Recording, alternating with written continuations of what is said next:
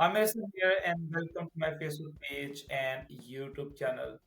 आज मेरे साथ हैं अली रज़ा। इनका ताल्लुक बिहाड़ी से है, पाकिस्तान से, और इनका स्कॉलरशिप में एडमिशन हुआ है फिजिक्स के अंदर, और इनकी यूनिवर्सिटी वही है जिस यूनिवर्सिटी से मैंने पीजीसी कंप्लीट किया था, and that was university College London. इनको स्कॉलरशिप भी मिला और ऑब्वियसली फिजिक्स के अंदर ये पीजीसी करने के लिए आए हैं यूके।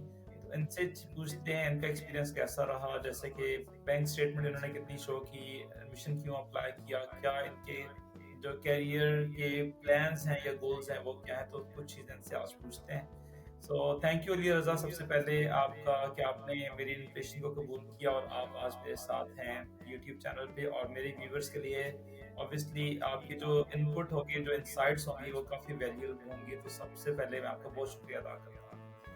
तो अली रज़ा, पहले थोड़ा सा अपने बारे में इंट्रोडक्शन बताएं कि कहाँ से हैं आप। मैंने थोड़ा सा तो आपको बताया है आपका जर्नी एजुकेशन का, और जो आप पढ़ाने का जर्नी है वो कैसा रहा, और अपने बारे में थोड़ा सा बैकग्राउंड बताएं कि आपका टीचिंग एक्सपीरियंस है या नहीं है, या क्या फील्ड थी आपकी। जी, बहुत शुक्रिया अमर भाई, आपने मुझे इनवाइट किया और आपने भी स्पेशली टाइम निकाला। आप भी काफ़ी बिज़ी थे आज के दिन में, तो सबसे पहले आपका शुक्रिया, आपने मुझे इनवाइट किया।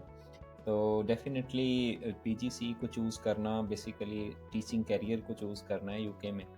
तो मेरा चूँकि ताल्लुक़ काफ़ी अरसे से टीचिंग फ़ील्ड से रहा है, मैं फ़िज़िक्स पढ़ाता रहा हूँ, पाकिस्तान में भी पढ़ाता रहा हूँ और मेरा मास्टर्स भी फ़िज़िक्स में है, फिर मैंने एमफ़िल भी फ़िज़िक्स में किया है। तो ये मैं ये चाहता था, चूँकि मैं पहले भी टीचिंग फ़ील्ड से एसोसिएटेड रहा हूँ, तो चूँकि फिर क्यों ना इसे आगे मैं इसको फ़र्दर इंटरनेशनल एक्सपोज़र में लेके जाऊँ। तो सबसे पहले तो ये रीज़न थी पीजीसी को चूज़ करने की। फिर मुझे समहाउ आपकी वीडियो से आपके यूट्यूब चैनल का पता चला और फिर मैंने उसको फ़ॉलो अप करना शुरू किया। उसमें मैंने स्कॉलरशिप की वीडियो देखी, तो ये एक अच्छा ऑप्शन मिला मुझे, क्योंकि आपको पता है काफ़ी एक्सपेंसिव है यहाँ पे एजुकेशन और ख़ास तौर पे यूसीएल भी काफ़ी एक्सपेंसिव है। तो मैंने फिर जो स्कॉलरशिप है वो अटेन करने की ट्राई की। तो उसमें मुझे हेल्प की इंस्टीट्यूट ऑफ फिज़िक्स ने, जो कि यहाँ यूके गवर्नमेंट का है। तो वहाँ से जो है अल्हम्दुलिल्लाह मुझे कामयाबी मिली और स्कॉलरशिप उनका जो है वो मुझे मिल गया। तो उसकी वजह से फिर मैंने डिफरेंट यूनिवर्सिटीज़ में अप्लाई करने का सोचा, लेकिन फिर मुझे पता चला कि जो यूसीएल है, इसका जो इंस्टीट्यूट ऑफ एजुकेशन है बेसिकली, जो ये डिग्री करवाता है, उसकी रैंकिंग वर्ल्ड वाइड नंबर 1 है। तो मैंने फिर इसी को चूज़ किया, डेफ़िनेटली इसमें मैंने अप्लाई किया और बहुत ज़बरदस्त एक्सपीरियंस रहा है अभी तक। चंद दिन हुए हैं, क्लासेस स्टार्ट हुई हैं, तो इट फील्स लाइक कि वाक़ई आप एक ऐसे इंस्टीट्यूशन में पढ़ रहे हैं कि जो वाक़ई वर्ल्ड वाइड नंबर 1 है रैंकिंग में। तो सही। डेफ़िनेटली ये बहुत ज़बरदस्त एक्सपीरियंस है। सबसे पहले तो मेरे लिए बहुत खुशी की बात है कि अगर मेरी वीडियोस आपने देखी और वो आपके लिए इंस्पायरेशन का सबब बनी, तो जी। मेरा अल्लाह अल्लाह ताला का लाख लाख शुक्र है कि पहले भी कुछ लोगों ने मुझे बताया और कुछ लोग यहाँ पे आए हैं और अब जैसे बता रहे हैं कि मेरी वीडियोस ने आपको हेल्प आउट किया। तो मेरे लिए इससे ज़्यादा खुशी की बात नहीं हो सकती। थैंक यू सो मच कि आपने इस बात को जी। मेंशन भी किया। अभी जैसे अली रज़ा ने कोई और भी यूनिवर्सिटी चूज़ कर सकते थे, जैसे यूनिवर्सिटी ऑफ ईस्ट लंदन है फॉर एग्जांपल, या कोई और भी यूनिवर्सिटी जिनकी फ़ी 15,000 से कम है या आगे पीछे। लेकिन अगेन जब आपको स्कॉलरशिप भी मिल जाए और मतलब आपके पास ऑप्शन भी हो, तो आई थिंक अली रज़ा ने मेरे हिसाब से बहुत बेस्ट डिसीजन चूज़ किया। क्योंकि वैसे मेरा अपना ख्याल है कि पीजीसी में यूनिवर्सिटी मैटर नहीं करती, लेकिन जब आप एक यूसीएल में चले जाते हैं तो ऑब्वियसली जो यूनिवर्सिटी की क्लासेस हैं, फिर उस यूनिवर्सिटी की जो स्कूल प्लेसमेंट्स हैं, वो आपको बहुत अच्छे लेवल पे एज अ टीचर लेकर जाती हैं। तो आई थिंक अली रज़ा ने ये नहीं सोचा, जनरली हमारे यहाँ पाकिस्तान की मेंटेलिटी होती है कि स्कॉलरशिप मिल गया तो पैसे बचा लिए जाएं। अली रज़ा ने जो है वो पैसे नहीं बचाए, क्योंकि जो यूसीएल की फी है वो 26,000 पाउंड है। सबसे ज्यादा जो इस टाइम एक्सपेंसिव यूनिवर्सिटी है ना यूके की या लंदन की, उनमें सबसे ज्यादा मोस्ट एक्सपेंसिव यूनिवर्सिटी में आती है यूसीएल। और अली रज़ा ने इसमें एडमिशन चूज़ किया। तो मुझे ये बताइएगा अली रज़ा कि आपको स्कॉलरशिप पहले मिल गया था या आपने एडमिशन बाद में अप्लाई किया? इसके बारे में थोड़ा-सा टाइमलाइन बताएँ कि पीजीसी आपको ख्याल कब आया? क्या-क्या आपने स्टेप किए? एक उसको क्रोनोलॉजिकल ऑर्डर के अंदर एक पूरी सीक्वेंस वाइज़ ऑडियंस को बताएँ कि क्या-क्या आप करते रहे, ताकि उनको पता चले कि स्टेप्स क्या-क्या थे? जी बिल्कुल, ये जर्नी काफ़ी लंबा रहा है। बेसिकली पीजीसी को जो मैंने यहाँ पे चूज़ किया और यहाँ पे मैं आया, इसमें डेफ़िनेटली पीजीसी को मैंने पहले चूज़ किया था। ये मेरे माइंड में पहले था इस डिग्री को अटेन करना, और ये मैंने प्रोसेस स्टार्ट किया था लास्ट ईयर अक्टूबर से। और इसके बाद मुझे जब आपकी वीडियो से स्कॉलरशिप का पता चला, तो उसके बाद फिर मैंने स्कॉलरशिप जो है वो अटेन करने की कोशिश की। तो पहले। जी, तो चूँकि स्कॉलरशिप का यूनिवर्सिटी के प्रोसीजर के साथ कोई ताल्लुक नहीं है। आईयूपी एक सेपरेट बॉडी है, और उनका सेपरेट वर्क होता है। उसके लिए वो डेफ़िनेटली कुछ टेस्ट लेते हैं, एमसीक्यू टाइप भी हो सकते हैं, कुछ वो रिटन फॉर्म में आपसे पूछते हैं आपके एक्सपीरियंस के हवाले से, आपकी टीचिंग एक्सपीरियंस के हवाले से। समहाउ वो एक तरह का रिटन इंटरव्यू होता है उनका। तो जो स्कॉलरशिप मुझे मिला, वो मैंने बाद में अटेन किया, और मैंने एप्लीकेशंस यूनिवर्सिटी में पहले सबमिट करवा दी थी पीजीसी की, और कुछ यूनिवर्सिटीज़ के मुझे ऑफ़र लेटर भी आ चुके थे। ठीक है। तो उसके बाद जो है फिर स्कॉलरशिप जब मिल गया, तो ये मेरे लिए ईज़ी हुआ कि मैं यूसीएल को चूज़ करूँ। हुँ, सही है। जी। मुझे ये बताएँ कि ऑब्वियसली बहुत-बहुत मुबारक हो, आईओपी का स्कॉलरशिप लेना, उसको एक्वायर करना बहुत बड़ा किसी के लिए ख़्वाब भी होता है, क्योंकि एक तो पीजीसी करना यूके से एक बहुत बड़ी डिग्री, और फिर आपको स्कॉलरशिप भी मिल जाए, और वो भी इंस्टीट्यूट ऑफ फिज़िक्स, बहुत माना जाना इंस्टीट्यूट है यूके के अंदर और पूरी दुनिया के अंदर। तो पहले तो बहुत-बहुत मुबारक हो कि ये जी, बहुत स्कॉलरशिप आपको शुक्रिया। मिला। जी। मुझे ये बताएँ कि जब आपको यूसीएल का एडमिशन मिल गया था, तो रिक्वायरमेंट्स क्या-क्या थी? तो ऑब्वियसली जीसीएसई इंग्लिश मैथ्स की रिक्वायरमेंट्स होती हैं, तो क्या-क्या उन्होंने कहा कि क्या-क्या चीज़ें आपको चाहिए फर्दर उसके बाकी इंटरव्यू के अलावा? और जी, इंटरव्यू में बिल्कुल। उन्होंने डेमो में क्या पूछा था? ऑब्वियसली लेसन के लिए कितने लोग थे, कितने लोगों ने इंटरव्यू किया? उसके बारे में थोड़ा-सा बताइएगा, दोनों चीज़ें साथ-साथ। जी, जब मैंने यूसीएल में अप्लाई किया, तो फर्स्टली तो वो आपकी एप्लीकेशन हर हर पर्सन की एप्लीकेशन एक्सेप्ट करते हैं फॉर क्रेडिबिलिटी इंटरव्यू। सो उसके बाद सबसे पहला उनका जो काम होता है, वो इंटरव्यू कंडक्ट करते हैं। वो एक ऑनलाइन सेशन होता है, नॉर्मली वो 2.5 से 3 घंटे रहता है। उसमें वो ग्रुप इंटरव्यू करते हैं। तो मेरा जो इंटरव्यू हुआ था, उसमें 3 लोग थे हम। डेफ़िनेटली डिफरेंट कंट्रीज़ के होंगे, मुझे नहीं पता, ये आइडिया नहीं सही है है। वो किस से थे। सो 3 घंटे तकरीबन वो इंटरव्यू चला था, जिसमें सिर्फ़ मेरा नहीं था, डेफ़िनेटली हम 3 से या शायद 4 लोग थे।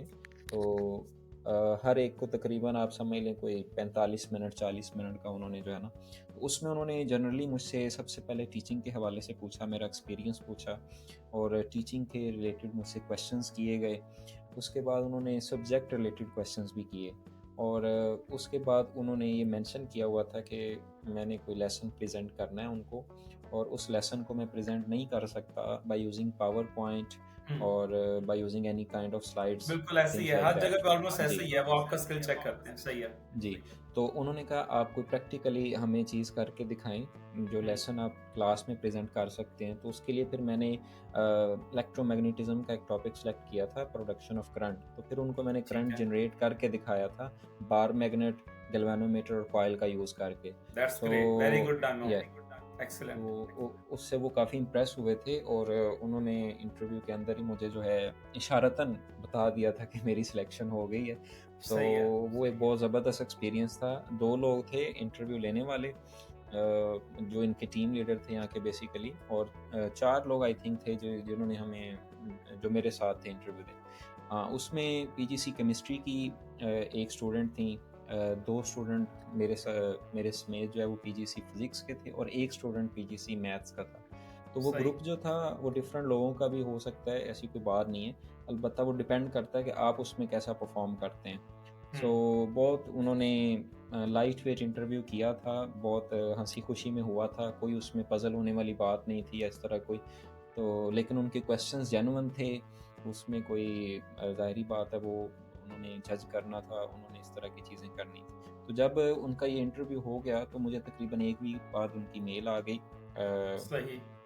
यस, कि आप जो है वो कंफर्म हो चुके हैं मेरी प्लेसमेंट। उसके बाद उन्होंने मुझे टाइम दिया, कि आप एक टाइम लिमिटेड उनका वो फ्रेम था कि आपने चूँकि आप मेरी एफएससी थी डेफ़िनेटली हुँ, पाकिस्तान से, तो उन्होंने कहा कि आपका मैथ्स तो इक्विवेलेंट है, लेकिन सही है। इंग्लिश जो है वो हम इसको एक्सेप्ट नहीं करते, वो इक्विवेलेंसी सर्टिफ़िकेट आपको जीसीएसई का लेना पड़ेगा। उसके ठीक लिए है। फिर मेरे पास 2 रास्ते थे, या तो मैं पेपर देता जो और जीसीएसई के पेपर रूटीन वाइज चल रहे होते हैं, लेकिन चूंकि टाइम कम था तो फिर उसका रिजल्ट भी बहुत मैंने देर आता, मतलब अगर आप देते तो जी वो अगस्त के एंड में आता रिजल्ट, वो फीजिबल भी नहीं था। डेफ़िनेटली वो टाइम फ्रेम से बाहर चला जाना था। तो फिर मैंने जो है वो उसके लिए एक इनके साथ एसोसिएटेड एक ऑनलाइन एजेंसी है, टेस्टिंग एजेंसी मैंने 2 हैं वैसे, मैंने जो चूज़ की थी वो ए स्टार इक्विवेलेंसी थी। मैंने तो भी उसी का टेस्ट दिया था, मैंने जिक्र भी किया उसमें वीडियोस में। जी। जी, बिल्कुल, बिल्कुल। तो उसमें फिर वो एक काफ़ी नया एक्सपीरियंस था, चूँकि हमने एफएससी की इंग्लिश पढ़ी होती है, तो हुँ, वो जो उनका जो पेपर था वो डिफरेंट था। हम उसे डिफ़िकल्ट तो नहीं डेफ़िनेटली कह सकते, लेकिन वो डिफरेंट था। ठीक है। उसमें स्किल्स जजमेंट डिफरेंट थी, और इसके बाद जो आइट्स की रिक्वायरमेंट थी, वो भी काफ़ी हायर थी। इसमें उन्होंने 7 हाँ, बैंड्स गए थे यूसीएल की ओवरऑल। 7 ओवरऑल चाहिए था, जी 6.5 सब में। इनका सबसे मुश्किल है 6.5 मतलब। हुँ, जी, सब मॉड्यूल्स में 6.5 इनको 6.5 ईच चाहिए। चाहिए था। उसमें बड़ी एक इंटरेस्टिंग चीज़ हुई थी मेरे साथ। मुझे समहाउ किसी तरह कन्फ्यूजन हो गई, शायद 6 बैंड चाहिए ईच में और 7 ओवरऑल चाहिए। तो अच्छा, उसमें बल्कि मैंने फिर एक दफ़ा मेरे 6 आए थे पहली ट्राई में, सही है। एक कंपोनेंट में हुँ, यानी 6 थे, बाकी सारे ठीक थे, 6.5 एंड हायर ही थे। तो उसमें फिर मैंने इनको रिज़ल्ट सबमिट करवा दिया, मुझे पता नहीं था कि इसकी 6 रिक्वायरमेंट है। तो सही है। 6.5 रिक्वायरमेंट है। फिर हुँ, जी, हुँ, तो मुझे तकरीबन 10 से 15 दिन बाद आइडिया हो गया था। मुझे पता चला, उन्होंने वो वेरीफ़ाई जब नहीं किया, तो मैंने फिर खुद से इनकी वेबसाइट में सर्च किया तो वो 6.5 थी। तो हुँ, फिर मैंने इनको मेल की, तो मैंने दोबारा से वो जो है ना रिज़ल्ट दोबारा टेस्ट दे के हुँ, सेकंड ट्राई में जो है वो मेरा वो रिक्वायरमेंट कंप्लीट हुई थी।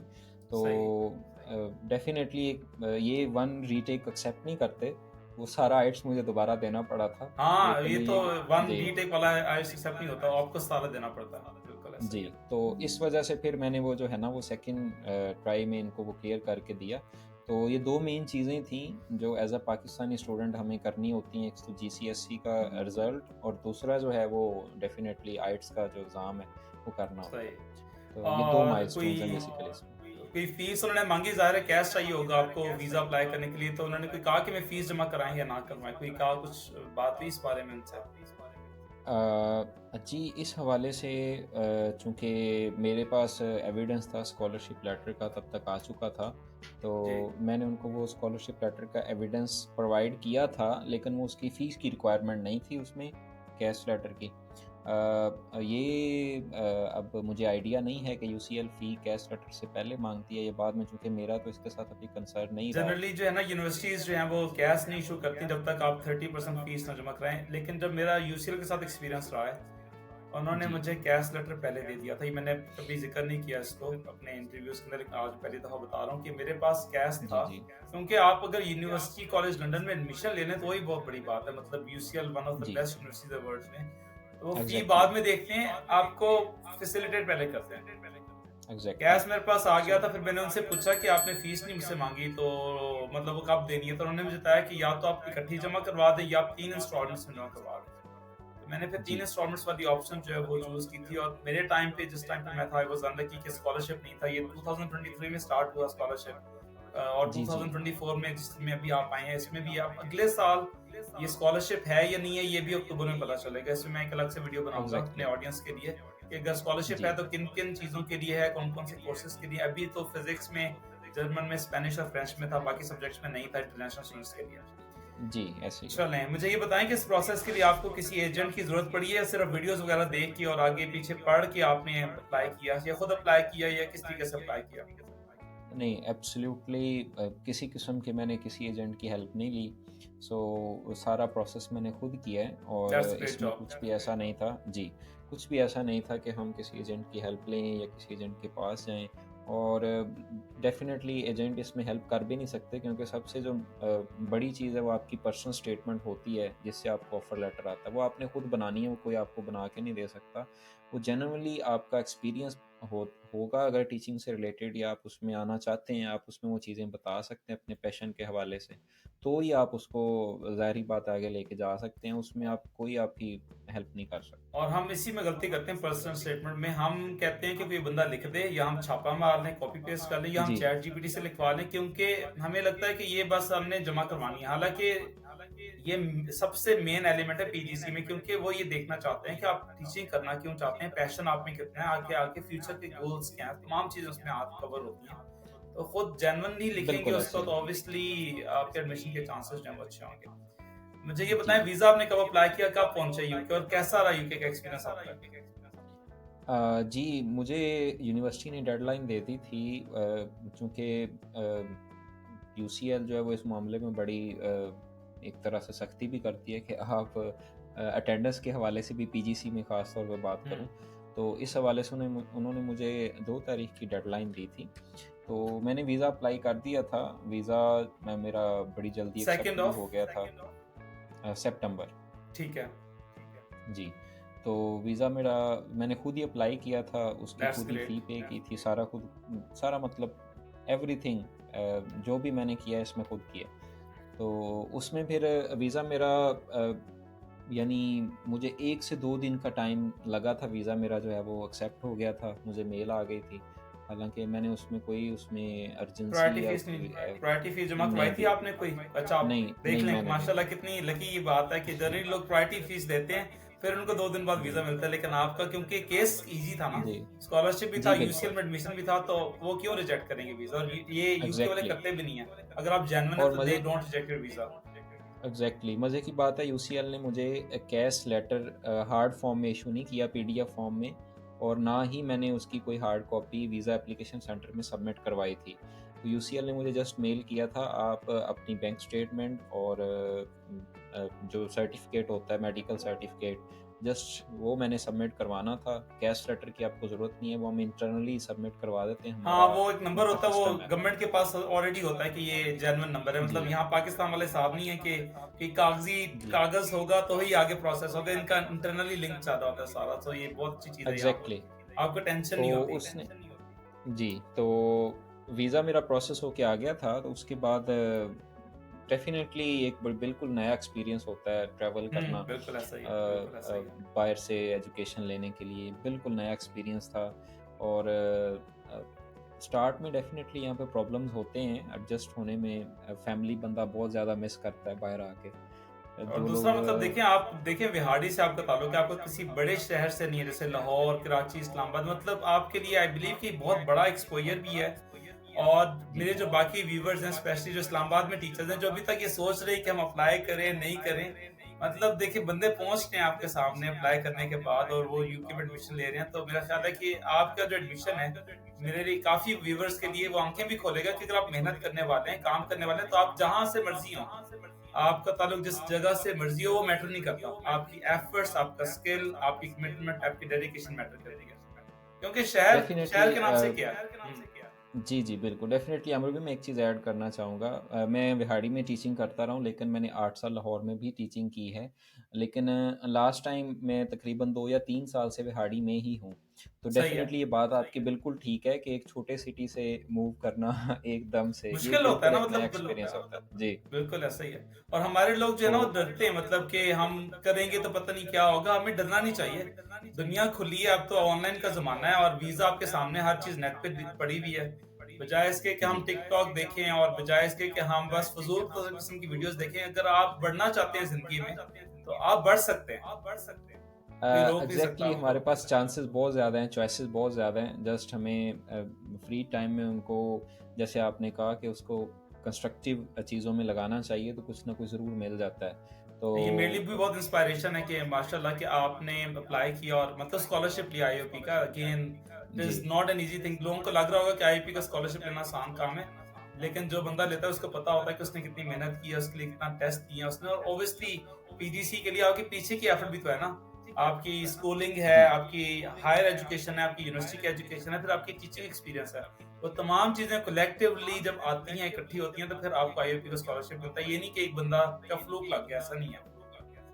जी, बिल्कुल ऐसे ही है। डेफ़िनेटली हार्ड वर्क है इसमें, और ऐसा नहीं है कि कोई कर नहीं सकता, कोई भी कर सकता है। जस्ट उसमें थोड़ी मोटिवेशन की ज़रूरत होती है। और सबसे बड़ी बात यहाँ पे मैं ऐड करना चाहूँगा कि टीचिंग जो गवर्नमेंट का यहाँ का यूके का एजुकेशन डिपार्टमेंट है, अगर आप विलिंग है टीचिंग में आने के लिए, तो आपको जो स्टूडेंट एडवाइज़र आपके साथ अटैच करते हैं, बहुत नाइस लोग हैं, बहुत हेल्प करते हैं आपको। अगर किसी हुँ, किस्म की भी रिक्वायरमेंट होती है किसी जगह से, आप उनको मेल कर बेशक। सकते हैं, आप उनको व्हाट्सएप पे कॉल कर सकते हैं, आप उनके साथ इवन मैसेजेस कर सकते हैं, वो और आपको वो फ्री हर हैं, जगह पे दे पहुँच। Are free. जी, मतलब बिल्कुल, सबसे बड़ी बात है कि बिल्कुल एग्ज़ैक्टली। एब्सोल्यूटली किसी किस्म के पैसे नहीं देना आपको। लेकिन हमें शायद एक यानी अगर आदत आपकी पड़ी हुई है कि एजेंट हमें कोई मिल जाए, कोई हमारी एप्लीकेशन फॉर्म फिल कर दे, हमें खुद नहीं करना। ये एक आदत जो है ना जी, ये बनी हुई है, इसलिए हम खुद से काम करना नहीं चाह रहे। कितने लोग अभी और इसलिए रुके हुए मैं हैं कि वो इनिशिएटिव नहीं ले रहे बेसिकली। मैं यहाँ पे आपके व्यूअर्स के लिए बात भी ऐड करना चाहूँगा। डेफ़िनेटली मैं भी उनमें से ही हूँ। तो अगर आपके पास ऑफ़र लेटर नहीं है यूनिवर्सिटी का, आपने किसी को अप्लाई नहीं भी किया, फिर भी आप स्टूडेंट एडवाइज़र से हेल्प ले सकते हैं। आप हुँ, उनसे जो है क्वेश्चन्स कर सकते हैं, हर तरह से आप उनसे पूछ सकते हैं। वो आपको हर बिल्कुल जगह ऐसा पे ही है। एंटरटेन करेंगे। जी। बस एक लास्ट क्वेश्चन मुझे बताएं, जब वीजा अप्लाई करते हैं तो वो पूछते हैं कि जी आपके पास पूरी फीस होनी चाहिए और पूरे साल का खर्चा होना चाहिए। आपके केस में क्या था, क्योंकि आपके पास 30,000 पाउंड का स्कॉलरशिप लेटर आपके हाथ में था, तो आपने कितने पैसे जो हैं वो उनको शो किए थे? जी बिल्कुल, यहाँ पे डेफ़िनेटली फ़ी का और बैंक का काफ़ी इशू होता है हमारे पाकिस्तानी स्टूडेंट्स के।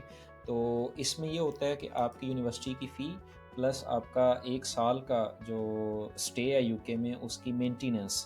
तो हुँ, ये यूके गवर्नमेंट की ऑफ़िशियल वेबसाइट पे लिस्टेड है। यूनिवर्सिटी की फ़ी आपको पता होगी, लेकिन हुँ, जो मेंटेनेंस है वो पिछले साल तो 12,000 थी, मतलब इसी साल, हुँ, सॉरी, जब मैं आया हूँ। सही है। सो इस साल अब नेक्स्ट इनटेक के लिए उन्होंने बढ़ा दी, आई थिंक वो हुँ, 11% बढ़ा दी है। वो तो महँगाई होती रहती है ना, 13,000 ऑब्वियसली समथिंग है। इन्फ्लेशन है। हुँ, जी, जी। तो मेरे केस में चूँकि मेरी 26,000 फ़ी थी और सही है। 12,000 जो है वो मेंटेनेंस कॉस्ट थी, तो टोटल ये ऑलमोस्ट 38,000 पाउंड्स जो हैं वो पर ईयर कॉस्ट थी। तो हुँ, मेरा चूँकि 30,000 का स्कॉलरशिप था, तो 8,000 जो है मैंने वो बैंक स्टेटमेंट शो की थी और साथ प्लस सही। मैंने एविडेंस लेटर, जो स्पॉन्सरशिप लेटर था आईओपी का, वो मैंने अटैच किया था। तो वो एक तरह से 30,000 वो थे और सही है। साथ मेरी स्टेटमेंट थी 8,000 की। सो बेहतरीन। तो मतलब आपको इतने पैसे भी जमा नहीं करने पड़े, क्योंकि 1 करोड़ की तकरीबन ये स्टेटमेंट बनती है। अगर आपको स्कॉलरशिप ना मिला होता तो एग्ज़ैक्टली। आपको 1 करोड़ रुपए पहले इकट्ठा करना पड़ता, फिर आप वीज़ा अप्लाई जी, करते, फिर लोग आके कोशिश करते हैं यहाँ फीस निकाल लें। लेकिन ऑब्वियसली ड्यूरिंग पीजीसी आप 5 दिन बिज़ी हैं। अगेन मैं अपने व्यूअर्स को बता दूँ, ये नॉर्मल जी, मास्टर्स की तरह नहीं है। आप सुबह 8 से लेकर शाम 5-6 बजे तक बिज़ी हैं। कोई काम नहीं कर सकते आप Monday to Friday, Saturday Sunday को आप कुछ कर सकते हैं। और मैंने एक वीडियो भी बनाई थी उसपे कि आप जो है वो किस तरीके से अपना जैसे मैंने पीजीसी में वेयर हाउस में काम किया था, आप किस तरीके से जॉब जो है वो ढूंढ सकते हैं। सो बहुत शुक्रिया अली रजा, अ, थैंक यू सो मच। अगर आपका कोई क्वेश्चन है या अपने व्यूअर्स को कि आप मैसेज देना चाहते हैं तो वो जरूर देते हैं। हम उस वीडियो को वाइंड अप करेंगे यहाँ पर। कोई कमेंट है या कोई क्वेश्चन है तो जरूर पूछ लें। जी बिल्कुल, मैं लास्ट पे यही बात करना चाहूँगा कि अपॉर्च्युनिटीज़ हर जगह पे हैं, अवेलेबल हैं, फ्री हैं अवेल करना उनको। जस्ट मेहनत की ज़रूरत है, डायरेक्शन की ज़रूरत है, मोटिवेशन की ज़रूरत है, तो everyone can achieve. Thank you so much Ali Raza कि आपने मुझे टाइम दिया, आप मेरे चैनल पे आए और मेरे व्यूवर्स के लिए आप मेरे ख्याल में बहुत बड़ी इंस्पायरेशन होंगे, क्योंकि स्कॉलरशिप मिलना बहुत बड़ी बात है। अगेन जैसे मैं कहूँगा बहुत बहुत मुबारक हो, और मेरी दुआ है कि आपका जो पीजीसी का सफ़र है वो बहुत अच्छे से रहे और आप फिर यहाँ पर आके अपना टीचिंग पाथ जो है वो शुरू करें। सो thank you so much of course. Viewers for watching my videos. अगर कोई भी क्वेश्चन है अली रज़ा से रिलेटेड या मुझसे रिलेटेड या इस वीडियो से रिलेटेड, कमेंट सेक्शन में ज़रूर पूछिएगा। अगर आप अली से कुछ चीज़ पूछना चाहते हैं तो आप कमेंट सेक्शन में लिख दीजिएगा। मैं अली से कांटेक्ट करके तो उसको आपको आंसर जो है वो ज़रूर करूँगा। आपको पता है कि मैं अपने जितने भी कमेंट्स हैं उसको ज़रूर एड्रेस करता हूँ। बेशक मेरी रूटीन जितनी मर्जी टफ हो, I always try to respond to my viewers. So thank you so much for watching my videos. Aamir Hasan signing of.